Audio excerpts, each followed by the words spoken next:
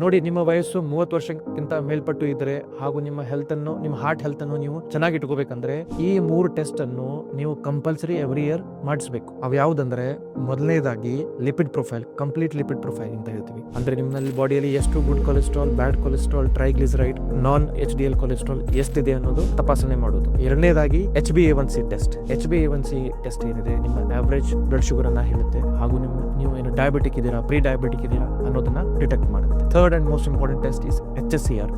HSCRP test ಏನಿದೆ ನಮ್ಮ ಬಾಡಿಯಲ್ಲಿ ಲೋ ಗ್ರೇಡ್ ಇನ್ಫ್ಲಮೇಷನ್ ನ ಪಿಕ್ ಮಾಡುತ್ತೆ. ಇದರಿಂದ ನಿಮಗೆ ನೆಕ್ಸ್ಟ್ 10 to 20 ಇಯರ್ಸ್ ಅಲ್ಲಿ ಹಾರ್ಟ್ ತೊಂದರೆ ಆಗೋ ಚಾನ್ಸಸ್ ಹೇಗಿದೆ ಅನ್ನೋದನ್ನ ತಿಳಿದುಕೊಡುತ್ತೆ. ಸೊ ಅದರಿಂದಾಗಿ ನಿಮಗೆ ಒಂದು ಸಿಂಪಲ್ ಅಡ್ವೈಸ್ ನಾನು ಕೊಡೋದೇನಂದ್ರೆ, ಐದರ್ ನಿಮ್ಮ ಬರ್ತ್ಡೇ ದಿನ ಅಥವಾ ನಿಮ್ಮ ಆನಿವರ್ಸರಿ ದಿನ ಅಥವಾ ವರ್ಷದ ಎವ್ರಿ ಫಸ್ಟ್ ಜಾನ್ವರಿ ನೀವೇನಂದ್ರೆ ಸಿಂಪಲ್ ಆಗಿ 3 ಟೆಸ್ಟ್ ನ ಪ್ರತಿ ವರ್ಷ ಮಾಡ್ತಾ ಇದ್ರೆ ನಿಮಗೆ ಮುಂದೆ ಆಗೋ ಹಾರ್ಟ್ ತೊಂದರೆ, ಸ್ಟ್ರೋಕ್ ಅಥವಾ ಇತರೆ ಹೆಲ್ತ್ ಪ್ರಾಬ್ಲಮ್ಸ್ ಅನ್ನ ಪ್ರಿವೆಂಟ್ ಮಾಡಬಹುದು.